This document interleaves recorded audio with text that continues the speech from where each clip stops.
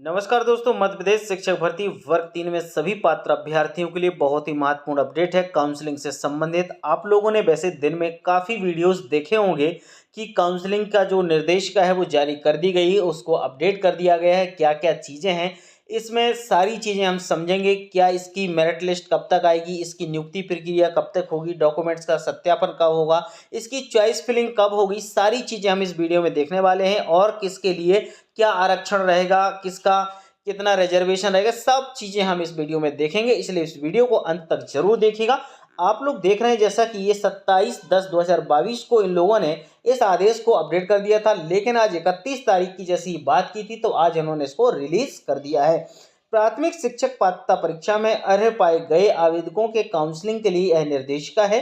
आप लोग देखेंगे, इसको जरा समझ लेते हैं, एक एक पॉइंट को हम देखेंगे। वीडियो थोड़ा सा बड़ा होगा लेकिन बहुत ही महत्वपूर्ण और अपडेट रहेगा। मध्य प्रदेश राज्य स्कूल शिक्षा सेवा शर्तें एवं भर्ती नियम 2018 तथा इस नियम में समय समय पर किए गए संशोधन भर्ती नियम 2018 उल्लेखित किया गया है। उल्लेखित प्रावधानों तथा समय समय पर जारी निर्देशों के अंतर्गत professional examination board Madhya Pradesh के द्वारा आयोजित प्राथमिक शिक्षक पात्रता परीक्षा 2020 में निर्धारित प्रतिशत के साथ उत्तीर्ण अभ्यर्थियों से स्कूल शिक्षा विभाग में प्राथमिक शिक्षक की सीधी भर्ती के रिक्त पदों की भर्ती हेतु नियुक्ति प्रक्रिया आरंभ की गई है। यह प्रक्रिया मध्य प्रदेश शासन के पत्र क्रमांक इतने और दिनांक 29/9/2022 के आधार पर की जाएगी। इस बात को याद रखिएगा।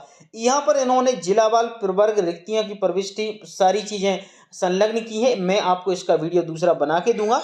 इसके बाद हम बात करें कि शैक्षणिक एवं व्यावसायिक जो अर्हताएं हैं उसके संबंध में बात करें कि क्या क्या जरूरत है। तो प्राथमिक शिक्षक के लिए देखेंगे दोस्तों, तो professional examination board Madhya Pradesh Bhopal के द्वारा आयोजित प्राथमिक शिक्षक पात्रता परीक्षा 2020 निर्धारित प्रतिशत के साथ उत्तीर्ण की हो। यानी आपने जो एग्जाम दिया था उसमें 50% के साथ आपको पास होना जरूरी है, तभी आप इसमें क्वालिफाई माने जाएंगे।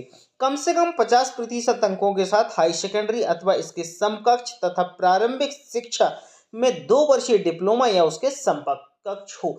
आपके पास 50% अंकों के साथ 12th पास होना चाहिए। इसके बाद यदि हम बात करें, बाकी आपके पास डीएड होना जरूरी है जिसमें 50% अंकों के साथ वो भी चलेगा। आगे यदि हम देखें कि यदि आपके पास 50% अंकों के साथ स्नातक तथा शिक्षा स्नातक, जिसको बीएड में इसने राष्ट्रीय अध्यापक शिक्षक परिषद द्वारा मान्यता प्राप्त संस्थानों से शिक्षा स्नातक की उपाधि प्राप्त की है, उस पर कक्षा 1 से 5 तक पढ़ाने के लिए अध्यापक के रूप में नियुक्ति हेतु विचार किया जाएगा। किंतु इस पर अध्यापक के रूप में नियुक्ति जो व्यक्ति है ना, उसको प्राथमिक शिक्षक के रूप में नियुक्त होने के 2 वर्ष के भीतर राष्ट्रीय अध्यापक शिक्षक परिषद द्वारा मान्यता प्राप्त संस्थान से प्राथमिक शिक्षक के लिए 6 महीने का सेतु यानी ब्रिज कोर्स करना पड़ेगा। यानी आपके पास बीएड डिग्री होना चाहिए 50% के साथ। साथ में आपको जब नियुक्ति मिल जाती है तो नियुक्ति होने के 2 वर्ष के भीतर आपको 6 माह का एक ब्रिज कोर्स यानी सेतु कोर्स करना पड़ेगा।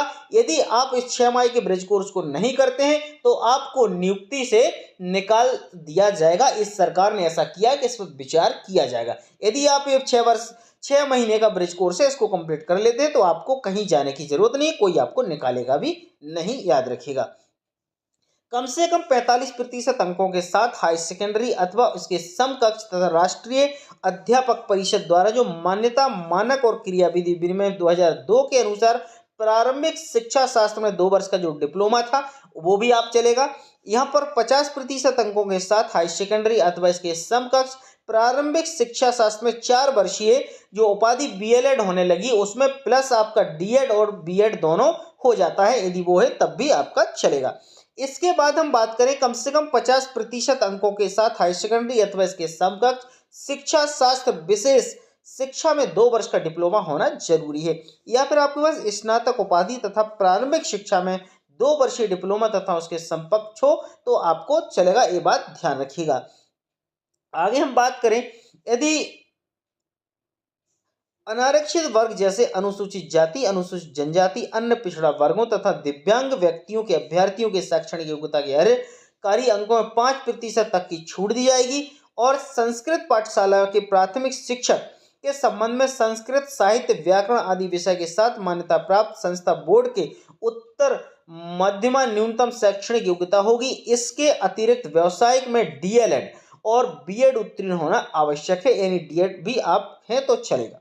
ठीक है, ये बात क्लियर होगी। इसके बाद दस्तावेज अपलोड करने की तिथि जो है 9/12/2022 को अभ्यर्थी को निर्धारित शैक्षणिक एवं व्यावसायिक योग्यता निर्धारित करना अनिवार्य होगा, ये बात क्लियर है। अब हम बात करेंगे आयु सीमा से संबंधित।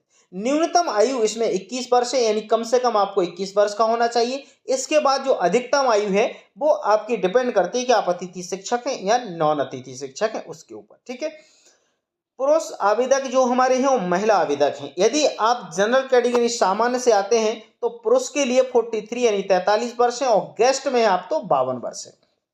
महिलाओं के लिए 48 वर्ष है, और यहाँ पर आपके लिए गेस्ट में 57 वर्ष है।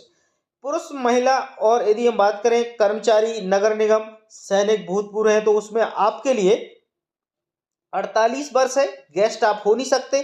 पुरुष महिला अनुसूचित जाति जनजाति अन्य पिछड़ा वर्ग के लिए यदि हम बात करें, ईडब्ल्यूएस के लिए बात करें तो आपके लिए सेम 48 वर्ष होगी महिलाओं के लिए, और इसके बाद पुरुषों के लिए और 57 वर्ष होगी आपके लिए किसमें, यदि आप गेस्ट टीचर हैं तब। दिव्यांग व्यक्ति हैं तो उनके लिए 48 और गेस्ट हैं तो आपको 57 होगी। न्यूनतम आयु की जो गणना की जाएगी वो 1/1/2022 के आधार पर की जाएगी, यानी 1/1/2022 को आपको 21 साल का होना अनिवार्य है। ठीक है, इसके बाद हम बात करेंगे मध्य प्रदेश के मूल निवासी को ही कंडिका 4.2 के अनुसार आयु सीमा में छूट मिलेगी। यानी यदि आप आयु सीमा में छूट का लाभ लेना चाहते हैं कि आपको आयु सीमा में थोड़ा सा नेगोशिएट किया जाए कि यदि ज़्यादा होगा तो थोड़ा सा आपको ज्वाइनिंग मिलने में आसानी हो, इसलिए आप मध्य प्रदेश के मूल निवासी हैं तभी उस कंडीशन में आपको यहाँ पर छूट दी जाएगी, बाहर के अभ्यर्थियों के लिए नहीं दी जाएगी, इस बात का ध्यान रखिएगा। अब बात करेंगे मध्य प्रदेश के अतिथि शिक्षकों के लिए भी महत्वपूर्ण बात है। इस पॉइंट को देखिए, मध्य प्रदेश शासन के शासकीय शालाओं में कार्य कर चुके अतिथि शिक्षक जिनके द्वारा न्यूनतम 3 शैक्षणिक सत्रों में एवं न्यूनतम 200 दिवस का कार्य अनुभव है, उनके लिए अधिकतम आयु सीमा में 9 वर्ष की छूट प्रदान की जाएगी। ये बहुत ही महत्वपूर्ण अपडेट है अतिथि शिक्षकों के लिए। ठीक है, आरक्षण की यदि हम बात करें तो आरक्षण बिल्कुल क्लियर है, यहाँ पर देख लीजिए सबसे बेहतरीन है। महिलाओं के लिए तो बल्ले बल्ले, महिलाओं के लिए 50% सीधा सीधा छूट है। इसके बाद भूतपूर्व सैनिकों के लिए 10% की छूट है। और अब बात करेंगे ऐसे अतिथि शिक्षक, अब सोचो अब बात, अतिथि शिक्षकों के लिए 25% छूट है, तो 50% महिलाओं के लिए, 10% भूतपूर्व सैनिकों के लिए, 25% अतिथि शिक्षकों के लिए। आप बताओ कितना टोटल हो गया, 50 10 60 है ना, और 60 और 25 कितना हो गया, 85। तो यार समझ में भी नहीं आ रहा है, 85% तो रिजर्वेशन में चलेंगी सीटें, बाकी की सीटें कहाँ जाएंगी। देखते हैं आगे। दिव्यांगजनों के लिए भी यहाँ पर दिव्यांगजन अधिकार अधिनियम 2016 और मध्य प्रदेश दिव्यांगजन अधिकार 2017 के अनुसार 6% का इनको रहेगा, जिसमें 1.5% का सभी के लिए रहेगा जो दृष्टिबाधित हैं और कम दृष्टिबाधित हैं, बहरे हैं और कम सुनने वाले हैं, लोकोमोटर डिसेबिलिटी जिसमें सुनने मुनने की दिक्कत है उन सभी को, कुष्ठ रोग है, किसी को बौनापन है, उन सभी के लिए जो भी दिक्कत रहेगी उसको 1.5% दिया जाएगा। ठीक है, इसके लिए मेडिकल जो भी रहेगा उसका सर्टिफिकेट देना पड़ेगा, और न्यूनतम 40% है यदि आप दिव्यांग तो आपके लिए इसका लाभ मिलेगा। आगे बात करते हैं आरक्षण से संबंधित। आयु सीमा में आरक्षण तथा आयु सीमा संबंधी छूट मध्य प्रदेश के मूल निवासियों को ही दे होगा, यानी आरक्षण और आयु सीमा में छूट सिर्फ मध्य प्रदेश के मूल निवासियों के लिए रहेगा, बाकी कुछ भी नहीं होगा। अब हम बात करें मध्य वेतन की बात करें तो मध्य प्रदेश राज्य स्कूल शिक्षा सेवा संवर्ग में शर्तें तथा भर्ती नियम 2018 तथा इस नियम की संशोधित अधिसूचना 24/12/2019 के अंतर्गत विहित प्रावधानों के अनुसार होगा। इसमें सभी के लिए जो वेतन मिलेगी बड़ी व्यवस्थित मिलेगी, आपको वेतन की चिंता करनी नहीं है कि कोई किसी प्रकार का दिक्कत हो। चयन प्रक्रिया की बात करेंगे, यह प्रक्रिया विभाग के आदेश क्रमांक 1/19/2018 दिनांक 28/8/2018 के संशोधन पत्र क्रमांक के आधार पर की जाएगी। प्राथमिक शिक्षक पात्रता परीक्षा 2020 की मेरिट के क्रम में पात्रता अनुसार चयन की कार्रवाई की जाएगी, यानी उसके जो क्रम में पात्रता अनुसार ही आपको लिया जाएगा।